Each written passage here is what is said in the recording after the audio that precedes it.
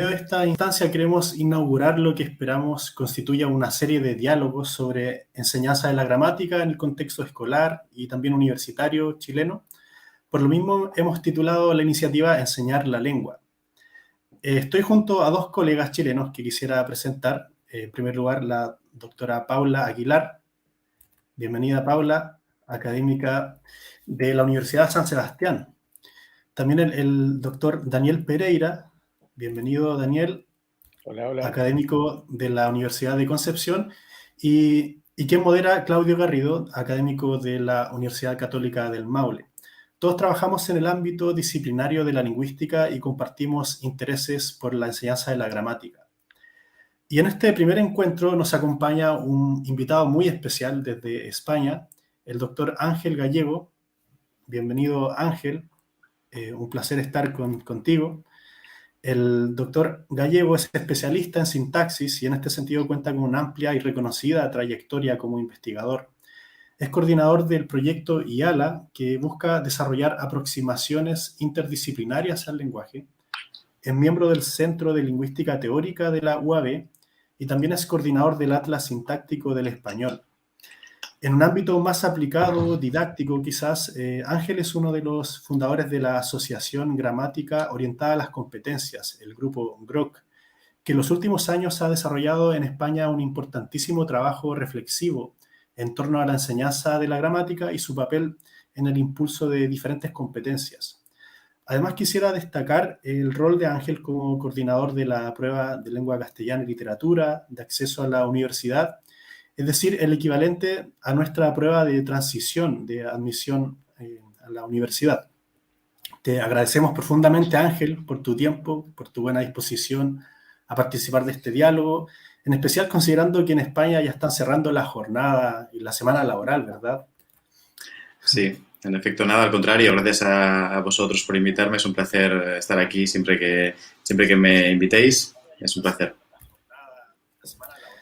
Muy bien, vamos a desarrollar este diálogo por medio de una ronda de preguntas. A modo de apertura, antes de ceder la palabra a mis colegas, quisiera pedirte, Ángel, si podrías contarnos un poco más sobre la asociación GROC.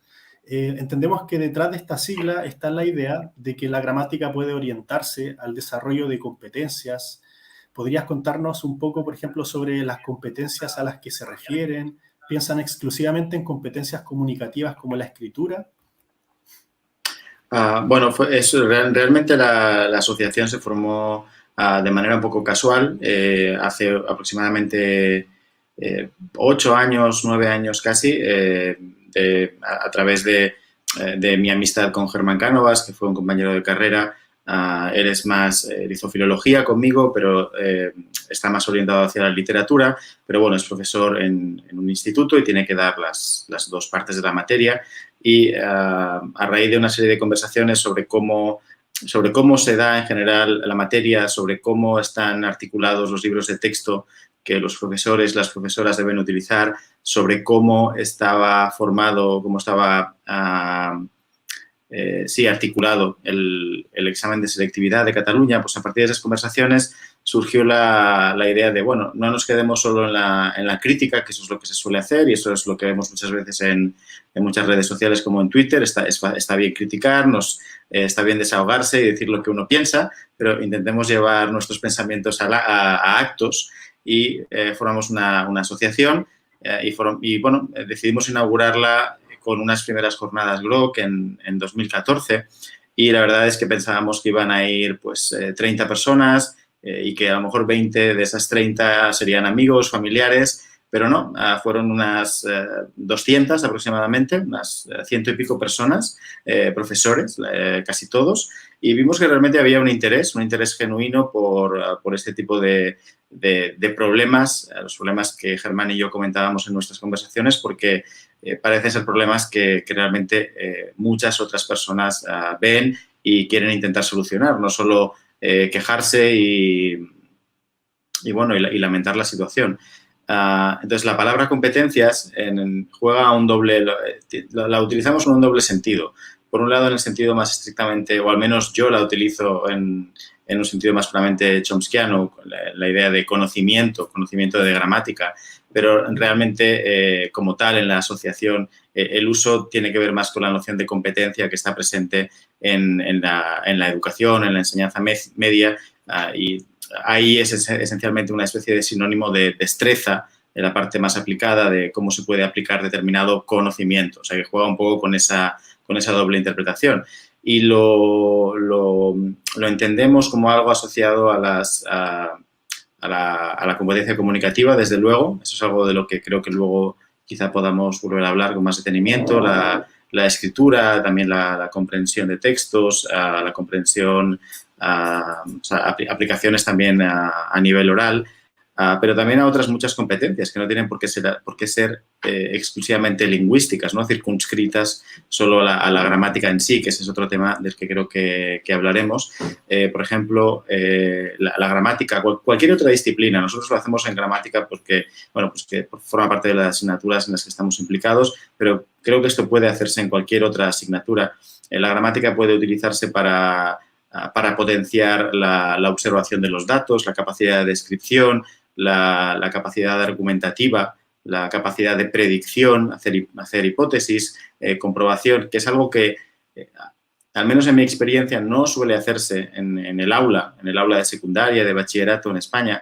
Es algo que creo que no es particularmente complicado y que creo que es algo que no solo es un fin en sí mismo, no solo sirve para la clase de gramática, sino que te puede servir también para otras disciplinas. Cualquier otra disciplina tiene que contener una parte de descripción de los datos del objeto de estudio que tú estés tratando.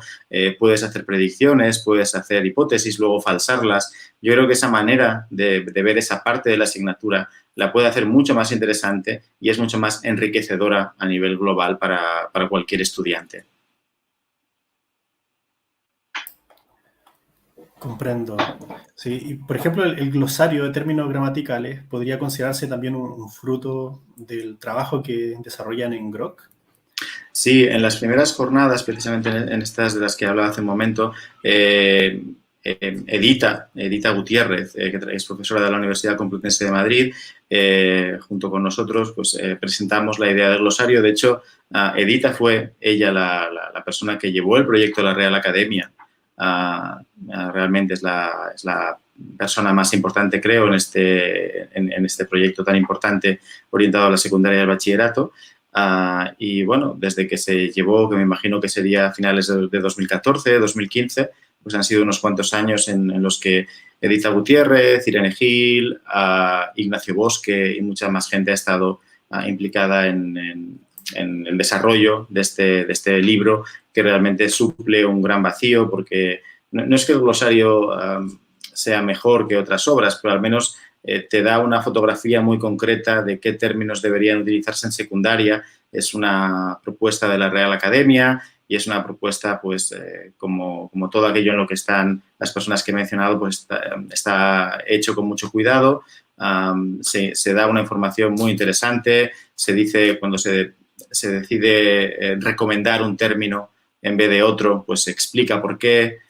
Y todo eso creo que lo que hace es suplir un vacío importante en las aulas, al menos al menos en las aulas, yo creo, de habla hispana. Al menos esa es mi impresión, porque aquí perfectamente te podías encontrar con una realidad en la que hay 5, 6, 7 editoriales diferentes que publican libros de texto y no coinciden en la nomenclatura. Entonces, la nomenclatura a filólogos como podemos ser nosotros o especialistas en lingüística, pues no nos es un problema, porque más o menos podemos saltar de un término a otro, pero para los profesores y las profesoras de secundaria y bachillerato que haya ese baile constante de terminología es algo que les causa bastante problema a la hora de transmitir los conocimientos, y el glosario es un intento de unificar, y de resolver ese problema de terminología, que es el primer estadio de cualquier disciplina, ¿no? Tener una base epistemológica, tener los conceptos claros y un término para cada concepto de manera definitiva. Y a partir de ahí, pues, se pueden hacer cosas más interesantes. Yo tengo una pregunta al respecto. ¿Cómo? Porque está bien, ¿cierto? Un tema terminológico, evidentemente, de poder unificar de qué estamos hablando. Pero hay en algunos textos, por ejemplo, de vos, que contigo, hay una crítica justamente a este afán etiquetador, que se utiliza mucho en la enseñanza de lengua. ¿Cómo podemos transitar, cierto, hacia desde tu perspectiva, cómo transitar desde un enfoque más clasificador hacia un enfoque más de observación de la gramática, de la realidad, cierto, lingüística? A ver, el afán etiquetador no es malo si va más allá de lo que es la clasificación o el etiquetaje.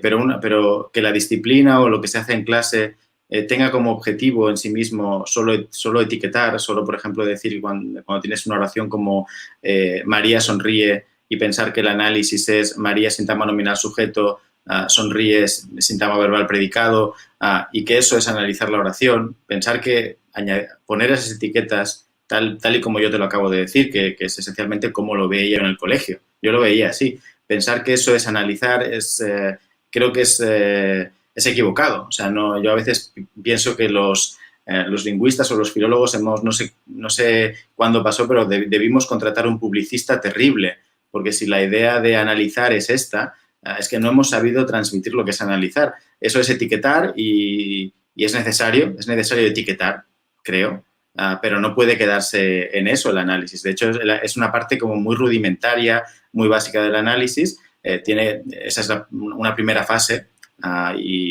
pero no es la más interesante. Aún así, para esa primera fase hay que tener una terminología que no vaya cambiando, que no tomes un libro de una editorial y veas que al complemento directo se le llama de una manera, que en otro se le llama de otra, que luego además si estás en una comunidad como Cataluña, que es bilingüe, pues en clase de catalán se le llama de otra manera todavía diferente. O sea, es necesario a efectos casi prácticos, casi funcionales. Lo malo de ese afán es cuando el afán se queda solo en eso y no va más allá. Y creo que ir más allá no es demasiado complicado, honestamente. Lo que pasa es que no se ha dado el entrenamiento adecuado de observar, de ver qué significa la oración, de ver cómo esas etiquetas contribuyen al significado o no en algunos casos. Eh, bueno, también eso último que tú mencionas es sumamente interesante porque esta formación o deformación, ¿cierto? En esta área, también pasa por la formación de profesores, a los maestros, ¿cierto? Y maestras que Uh-huh. están enseñando, que a veces la formación lingüística y evidentemente la formación más observacional, más científica, más de curiosidad, sobre todo, no está presente y principalmente de los profesores incluso se replican estos modelos más gramaticalistas, más centrados en el análisis, ¿cierto? O el etiquetaje. ¿Cómo lo ves tú al respecto? Sí, coincido bastante con lo que comentas. Creo que también aquí será una situación similar. Es decir, yo diría que muchos, quizá la mayoría de profesores y de profesoras, cuando hablan de análisis, lo que entienden es eso, es etiquetar y piensan, e incluso creo que hay como en alguna charla, incluso lo hemos dicho de manera un poco así humorística, pero sí, se siente cierta satisfacción al decir esto es sujeto o complemento directo. O sea, parece como que identificar algo, identificar una función ya es un fin en sí mismo y nos hace entender más lo que estamos haciendo, cuando creo que no es así. Entonces, hay un déficit en ese terreno y creo que lo que llevamos haciendo, sobre todo dentro de GROC, en el ámbito de España, creo que estamos intentando cambiar esa tendencia. Creo que los profesores, las profesoras, cuando ven eso, se dan cuenta, ellos son conscientes de que analizar no puede ser solo etiquetar, no puede ser solo decir que los libros, en María leyó los libros, es sintagma nominal complemento directo, porque eso realmente no es interesante. Yo muchas veces lo he dicho y no lo digo, y esto no lo digo de manera, no lo digo en broma, lo digo honestamente. Si hay que enseñar gramática así, no enseñemos gramática. Si hay que decir que eso es analizar, no analicemos. Hagamos otra cosa. Las estudiantes lo agradecerán.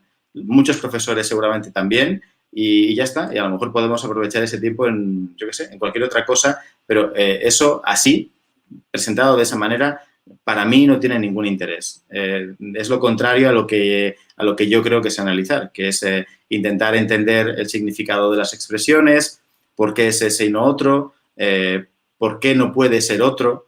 Bueno, hay muchísimas preguntas. De hecho, en cuanto el otro día esto surgió en clase de sintaxis, la asignatura de grado de la universidad, donde, por cierto, los problemas que se ven no son tan diferentes de los que se pueden ver en bachillerato en España, pero allí vimos que una oración máximamente sencilla de sujeto, verbo y complemento directo te puede plantear muchísimas preguntas que seguramente no se han planteado por lo que sea antes y muchas veces son preguntas que no tienen respuestas o para las que yo puedo no tener respuesta y les digo que a mis estudiantes aún así que lo interesante para mí o que al menos para mí es más interesante saber plantear una pregunta interesante, aunque no tengamos respuesta para ella, que dar una respuesta que parece eso, que parece una respuesta, pero que en el fondo no es. Puede ser una reformulación de la pregunta con términos más ampulosos o más técnicos, pero realmente si le quitas el tecnicismo no has entendido bien la respuesta, porque no lo era, probablemente.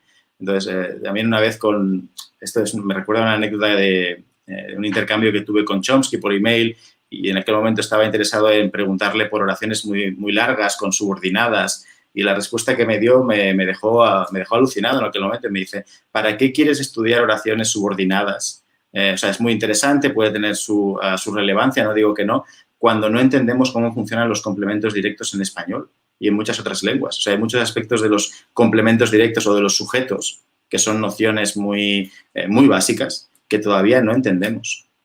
Y eso me pareció muy interesante y eso es lo que intento transmitir, generar dudas, generar incertezas sin que eso derive en un caos. No creo que derive en un caos si está bien llevado, pero bueno, creo que esa manera de enseñar es mucho más interesante. Puede crear un problema en el aula, porque si esto, por ejemplo, lo ven por primera vez en segundo o en tercero de grado conmigo y no lo han visto nunca antes, pues el choque es fuerte. El choque es fuerte y depende de cómo se gestione la clase, pues puede funcionar mejor o peor. Esto no lo niego. Entonces, volviendo a tu pregunta, perdona porque me he enrollado un poco. Sí, yo veo que los profesores tienen esas dificultades que tú mencionas, pero también ven las ventajas de asociar el análisis con la comprensión de la semántica, de la expresión lingüística que se esté estudiando y a hacer preguntas. Eso yo creo que lo ven. No sé si hay alguna cuestión de la pregunta que me planteabas que quizá me he saltado. No, creo que efectivamente es lo que quería, ¿cierto?, escuchar de ti en este sentido. No sé si Paula tiene alguna indicación al respecto. Sí, bueno, Ángel, muchas gracias por todas las reflexiones que nos has presentado hasta ahora, así que te agradezco mucho. Solamente quería, a raíz de lo que estamos hablando sobre la formación de profesores, quería pedirte tu opinión respecto a esta gran obra gramatical que realizó ASALE, la Asociación de Academias de la Lengua, pensando, por ejemplo, concentrándome particularmente en la gramática básica, porque ese instrumento pedagógico, que es la gramática básica, nos ha servido mucho a los que formamos profesores para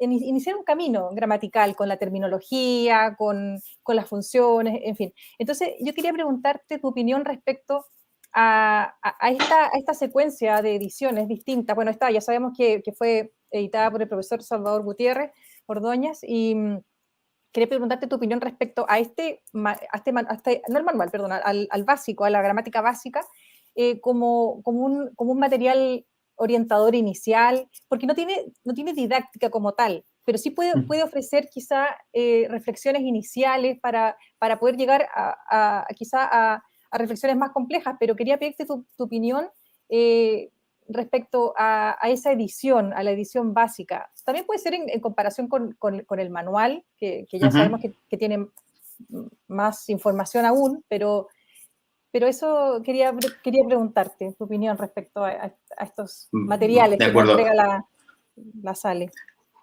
Con respecto al uso por parte de profesores y profesoras, ¿no? ¿Te refieres, imagino? Claro, para Vale. profesores y profesores. Vale.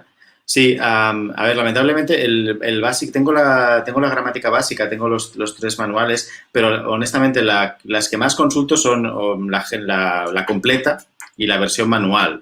He ojeado la básica, no te puedo dar una opinión formada.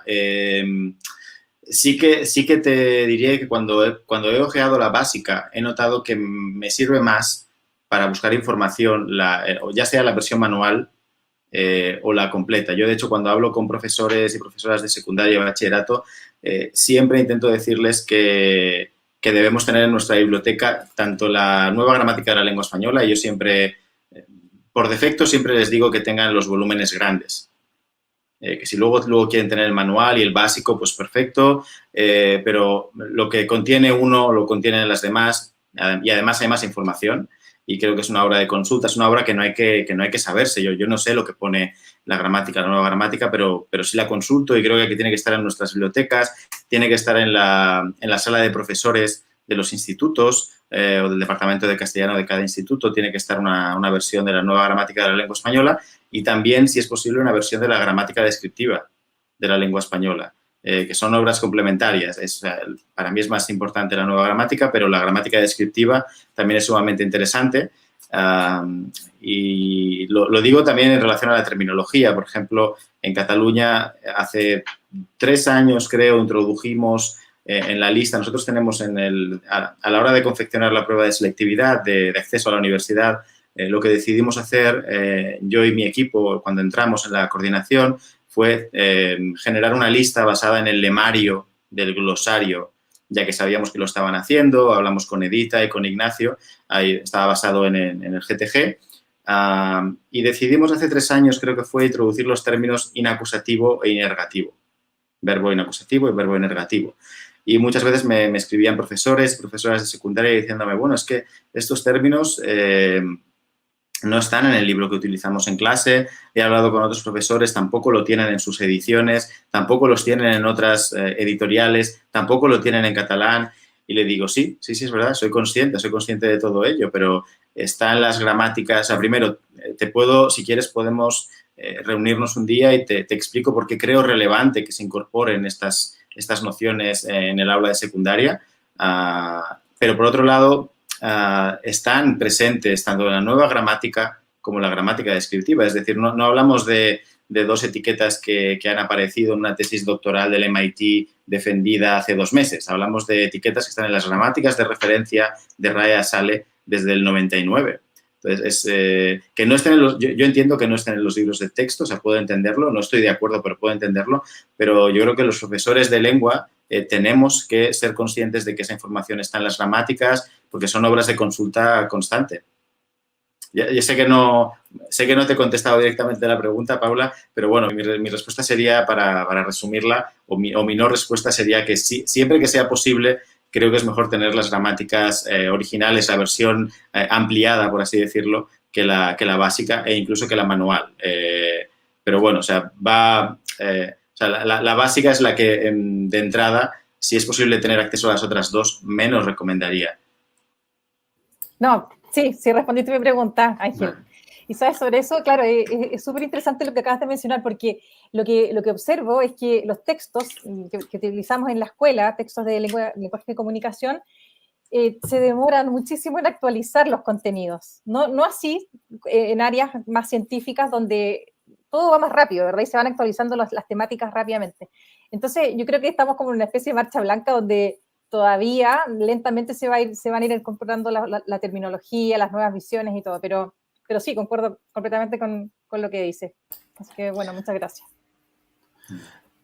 A propósito, Ángel, de la prueba de la selectividad, llama mucho la atención desde el contexto chileno que en esta prueba que rinden los estudiantes de secundaria para poder acceder a sus diferentes carreras universitarias, tengan que rendir preguntas relacionadas con gramática, y sobre todo esta línea de gramática reflexiva con desafíos que incluyen, no sé, pares mínimos, por ejemplo, análisis de pares mínimos, análisis inverso, quizás explicar la agramaticalidad de algunas secuencias. Eso llama mucho la atención desde el contexto chileno, porque aquí yo creo que sería realmente impensable incluir ese tipo de ejercicios en una prueba de acceso a la universidad. ¿Podrías quizás referirte un poco a eso? ¿Cómo es que en España sigue habiendo contenido gramatical controlado en este tipo de pruebas? ¿Cuál sería como la razón por la que se mantiene haciendo así? ¿Por qué es importante controlar la gramática en este tipo de pruebas? Con total honestidad, creo que es por motivos consuetudinarios. Es decir, no creo que haya no creo que conscientemente haya un motivo.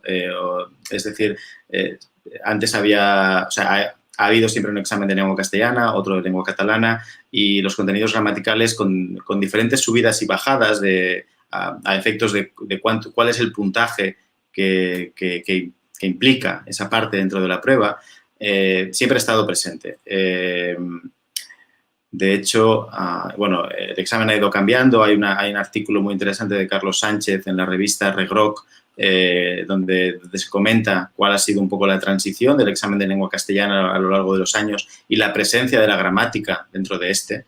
Entonces, mi respuesta sería que creo que es por motivos consuetudinarios, por costumbre. No creo que se sea consciente o haya un planteamiento de realmente lo que se puede hacer con los conocimientos gramaticales. Yo soy un defensor de los conocimientos gramaticales en sí mismos. Creo que son útiles, como son los conocimientos como lo son los otros conocimientos que puede uno encontrarse en otras asignaturas.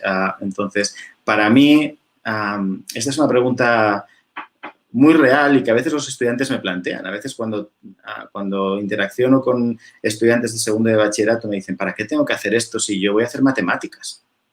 O sea, ¿para qué tengo que responder estas preguntas de gramática? Y bueno, no le falta razón a esta persona, a la persona que plantea eso.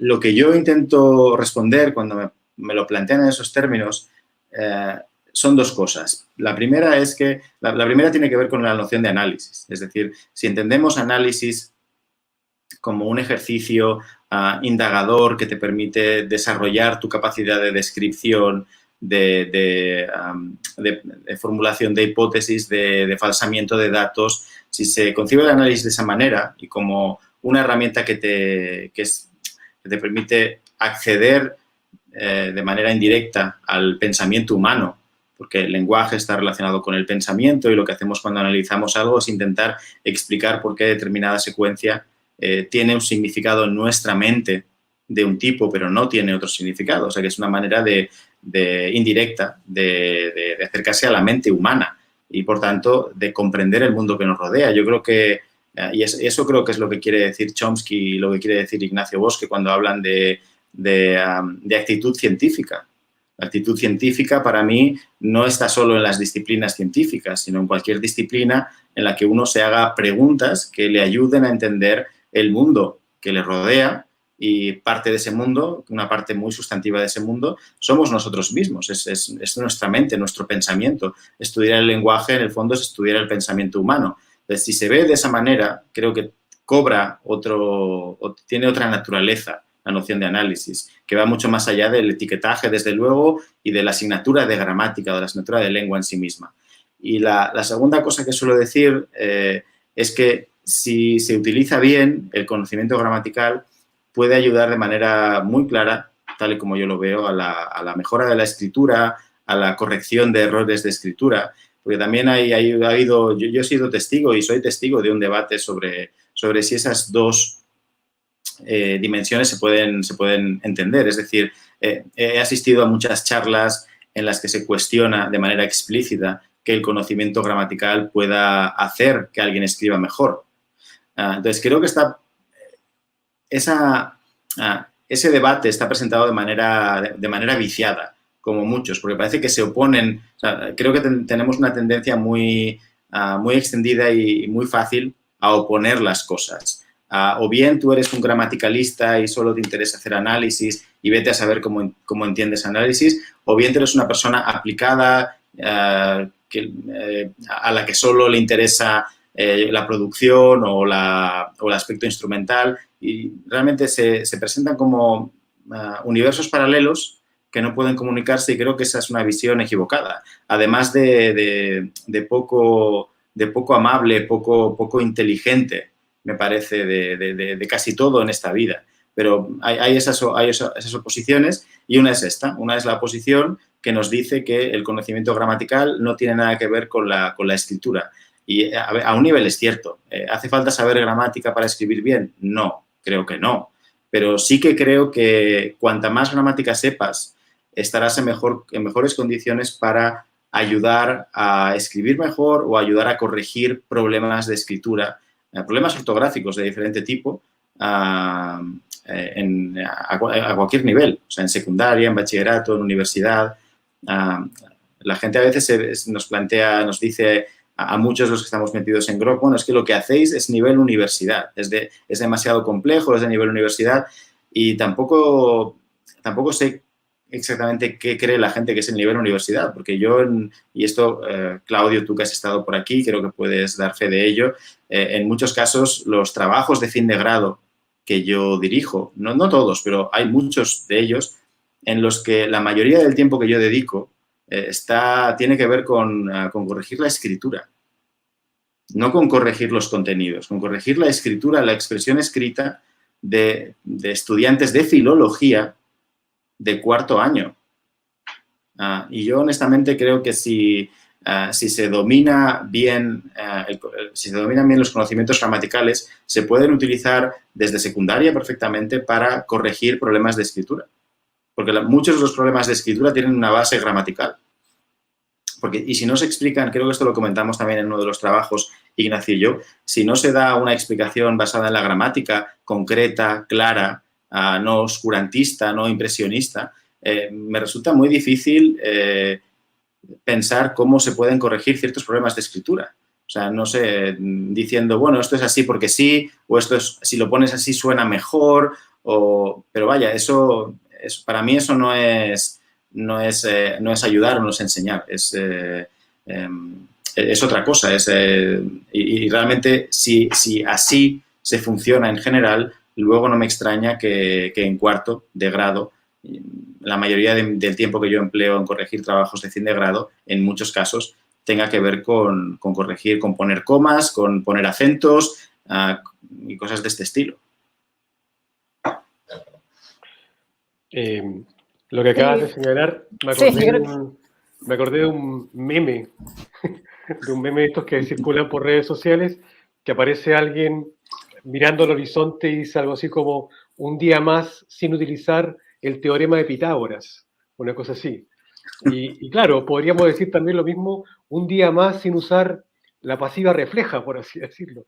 Pero también hay una poca conciencia de que en realidad la lengua es algo que está inherentemente con nosotros todos los días.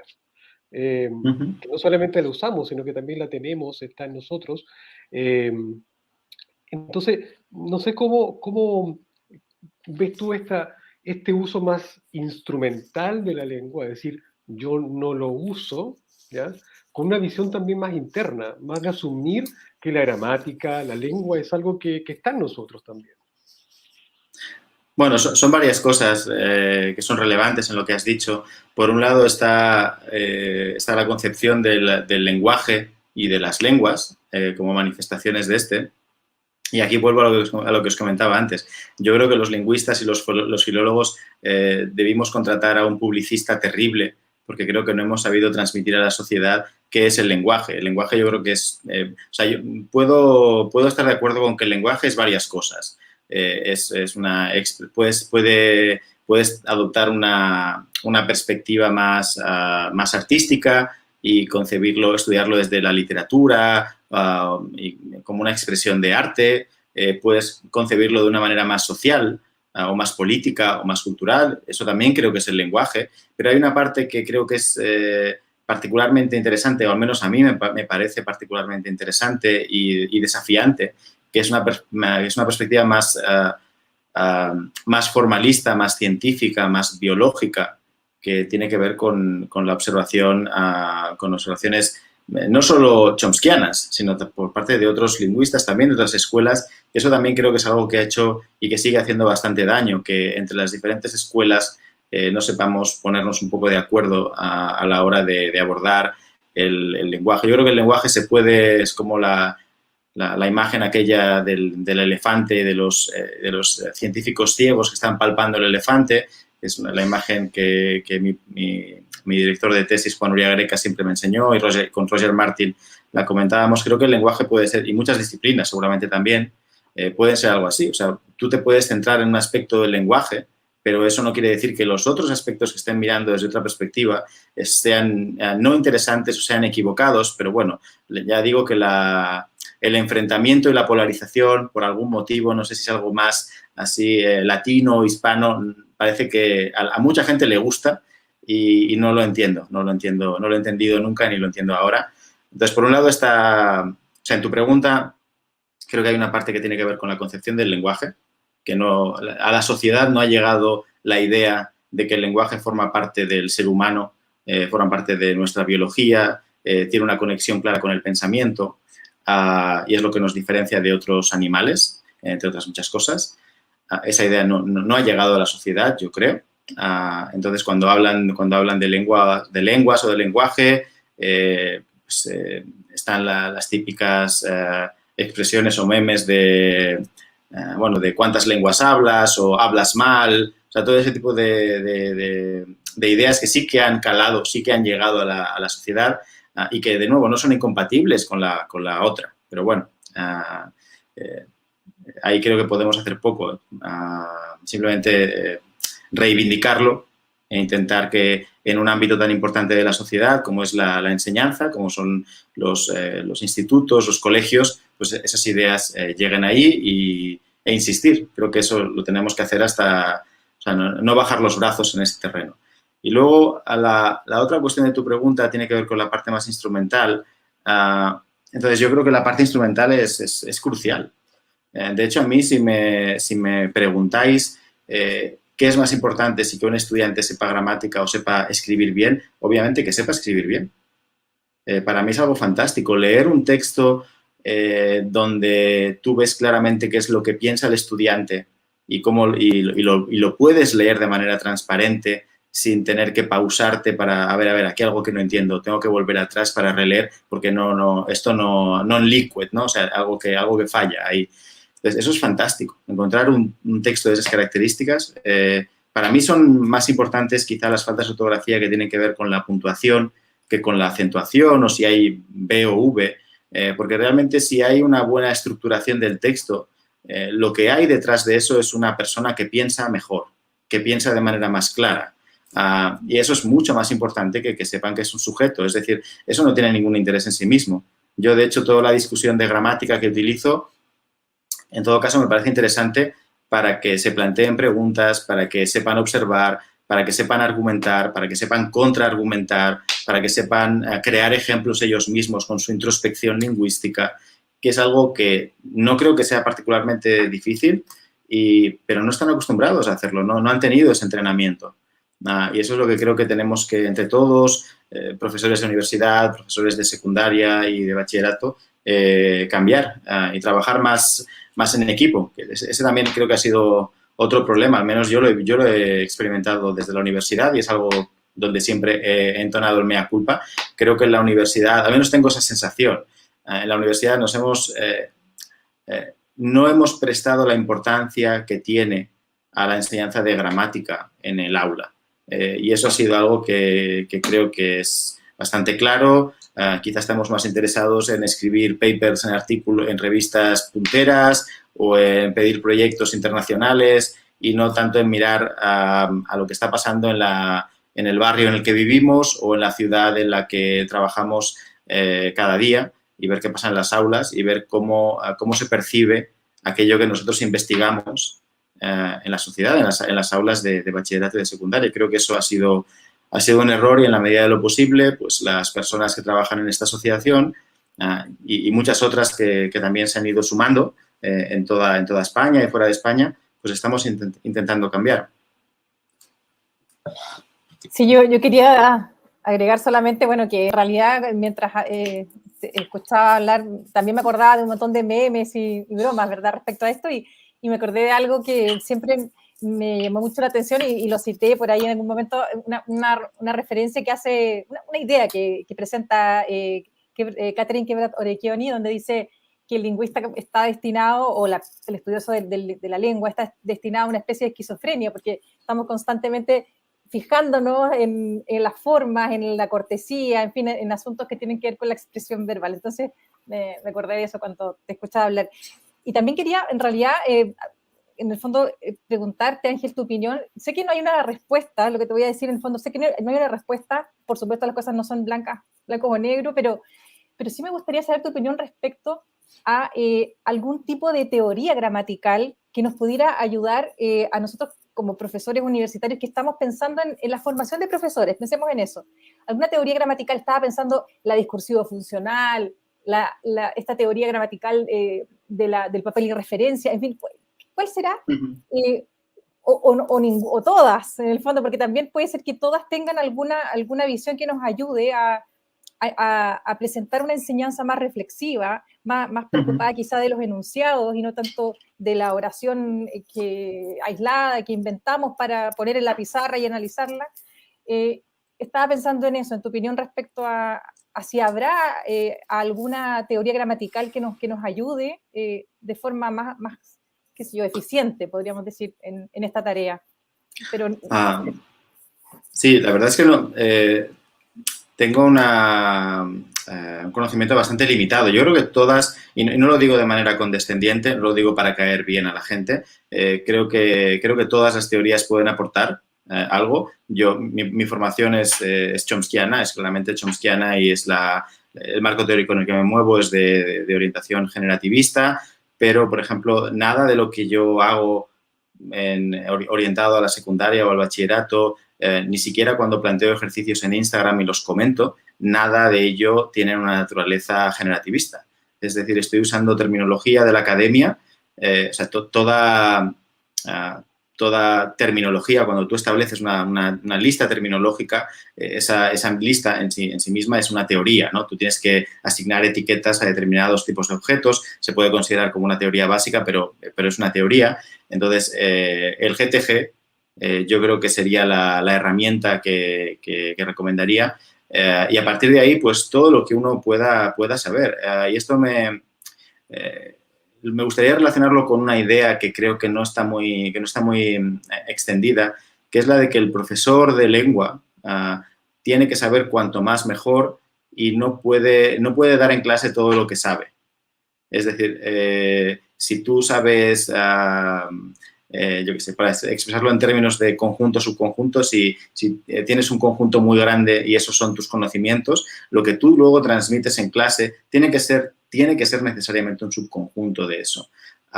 Creo que por varios motivos. O sea, tienes que ser capaz de adaptarlo al grupo que tengas, y ahí puede que haya muchas variables que debamos considerar para ver cómo lo ajustamos, pero el profesor siempre tiene que saber más de lo que enseña, porque eso te permite luego responder en clase muchas cuestiones. O sea, uno puede pensar, bueno, ¿para qué voy a mirar Chomsky, o para qué voy a mirar tal autor o este libro tan sofisticado si luego en clase lo que tengo que enseñar es sujeto, complemento, directo? Creo que esa es una lectura equivocada.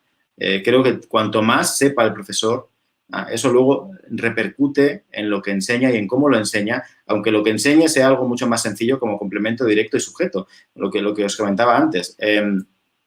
Yo, por ejemplo, obviamente mis conocimientos, lo que sé va más allá de lo que doy en el grado, pero precisamente por eso, luego cuando enseño las cosas básicas o relativamente básicas que doy en el grado, puedo explicarlas mucho mejor y planteando muchas más preguntas, e intento que sean preguntas comprensibles, que pueden no tener respuesta, pero al menos me interesa que se vea que hay una pregunta que formular, y eso es gracias al resto de conocimientos que tengo, que nunca pongo, o sea, que nunca activo de manera explícita en el aula del día a día, pero sin duda creo que todo de lo que yo hago en clase, cuando hablo de sujetos, complementos directos, atributos, que son nociones relativamente sencillas, la manera en la que lo explico está muy influenciada por todo el conjunto de conocimientos que va muchísimo más allá de lo que es de esos conceptos.